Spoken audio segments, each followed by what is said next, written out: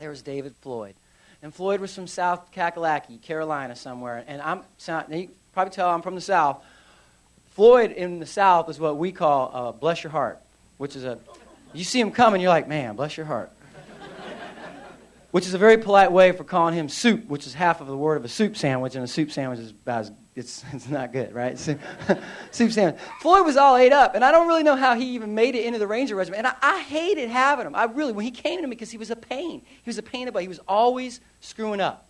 He couldn't pass any of his standards. Now, the Army set standards, and in the Ranger Regiment set the standards just a little bit higher. And Floyd, bless his heart, he couldn't ever pass them. I don't know how you made, because you got to get through basic training, you got to get through AIT, you got to get through airborne school, you got to get through the Ranger indoctrination program, and you got to get through the first 3 months of the Ranger Regiment where people are just pretty much, they're yelling at you, and they're just trying to make you quit, because they just want to they're messing with your headspace. They just want to make sure you really want to be there. But somehow Floyd managed to hang on, but he wouldn't pass any standards. And for example, say once a quarter, we would go out and we would do a road march. Okay, they put 50 pounds on your back, and then you go out and you walk 12 miles, and they say you got 3 hours to do it. That's the standard. And it's just for proficiency's sake. Now, everybody in here, I'm absolutely sure, could walk 12 miles with a backpack on their shoulders if they had to. It's just not fun. It hurts. Your shoulders ache, your feet ache, and you don't want to have to do it. And once a quarter was plenty. Well, the first time they told us to do it, and I was a new team leader, they said, go. And I took off. And I went as fast as I could go, and Doug and I were the fastest guys in the company. Well, here comes Floyd at 3 hours and 3 minutes. He's like, oop, oop. Across the line. Floyd, you're late, dude. What are you doing? Well, I was kind of tired back there. Sorry, I just took a break for a second. You did what? You were tired. I took for granted that Floyd had a watch on his hand. He didn't know what time it was. He just walking along, staring at the sky. Well, who do you think is getting yelled at? Sergeant Thomas, get in here. Why didn't Floyd pass his road march? Why hasn't he done his PT test? What is wrong with 2 push-ups? I did more push-ups for Floyd than I ever did for me. I was never screwed up. Floyd was always screwed up. I was always doing push-ups. So to come the next morning, who's out there doing the road march again?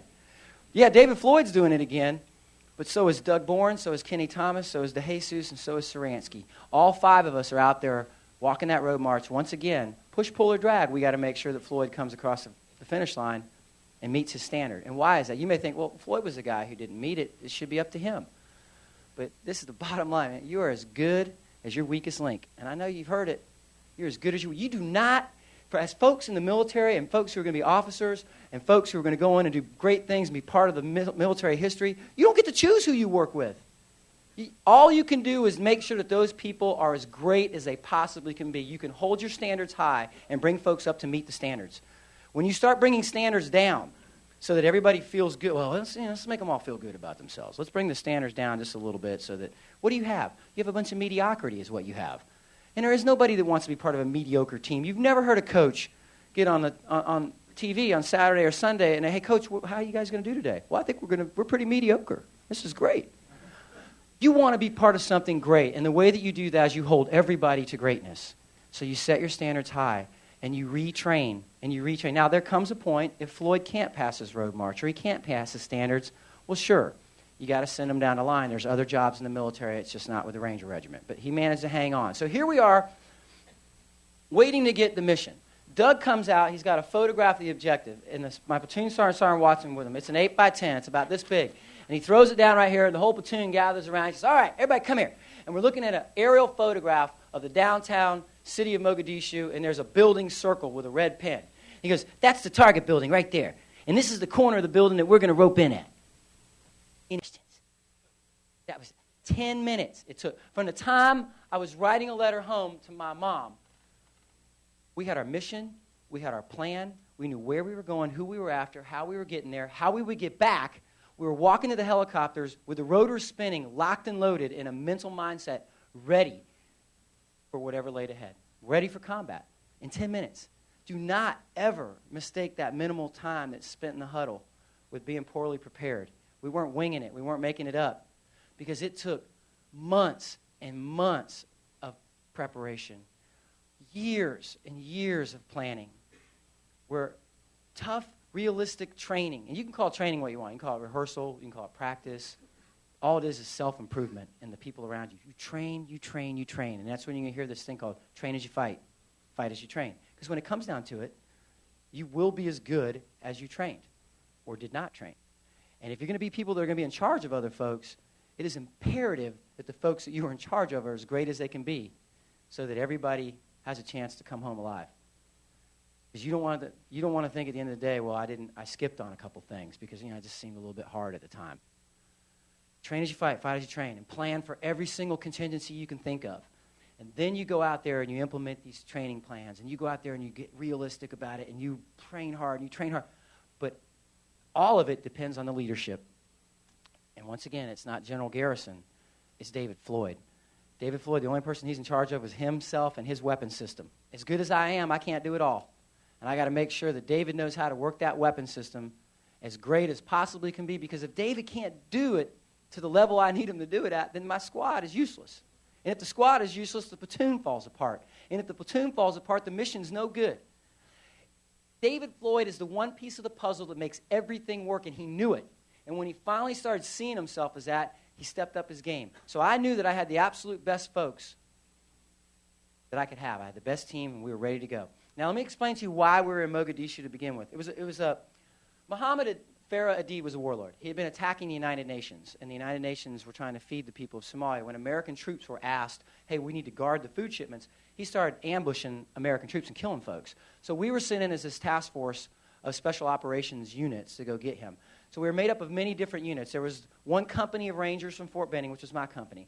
One squadron of Delta Force operators from Fort Bragg. Delta Force, if you don't know what they are, they're like your Pro Bowlers of Army Special Operations. You're kind of NBA All-Star guys. They're very elite at what they do. And they're very good at what they do.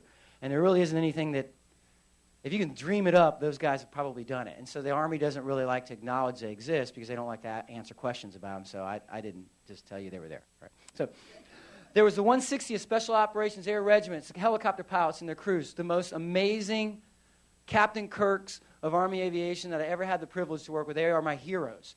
Those guys flew tirelessly. In the 7 years that I worked with them, I've never even seen them put a landing light on. They're amazing, the Night Stalkers or the 160th. There were some Air Force Special Operations guys, great paramedics, PJs, CCT guys. I never really got to hang out with them because they were always on the beach with the condominiums that the Air Force had flown in for them, and the air conditioning and the big buffets that were always there. I'm sure they had dancing girls and stuff too. So we get.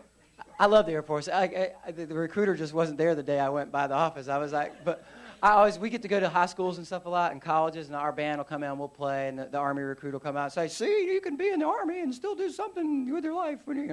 And people come out, hey, I'm thinking about being a Ranger. You got any advice? Yeah, dude, join the Air Force. It's a quality of life. That's what they got going on. So, and there was also some Navy guys in there, and the Navy people had tattoos of small sea mammals on their arms. I'm not allowed to tell you they were there, but they were there. So all of us are in there to get this one guy, Aidid, and we hadn't gotten him. We'd been there for 6 weeks. We were absolutely sure that we were going to own this city. Because we were looking at the news clips, and it's guys running around on the back of trucks with flip-flops. We're thinking, we're going to own this place. It takes its toll on morale when you set a goal and you set a time frame and you don't get to where you want to be in that time frame. 6 weeks later, we're still not where we wanted to be, and people starts taking its toll. And as a person who leads by example, it is up to you to be cognizant of when people start losing morale. This is what they start doing. You start hearing them say, man, what are we doing here? What's the point? Oh, but this is stupid. And you got to grab them right, because what that is an erosion of the foundation of your team. When one person starts falling out, it starts crumbling around that one person. And you got to grab them. You got to keep them focused. Here's why we're here. Let me keep you reminded about the mission. So what we did was we trained constantly, because I can't tell you where and I can't tell you when it's going to go down, but I promise you it's going to go down. And how ready are you going to be when you get called? Because I'm not making this stuff up. The very first SEAL team commander, that was his whole mantra. If you're not ready to do it when the time comes, if you're called upon to do anything and you're not prepared, you've already failed the mission. So you plan, you train, but at the end of the day, when the time comes, it's going to be how well your people execute. And that's all about the leadership, how well they're setting the example for others to follow.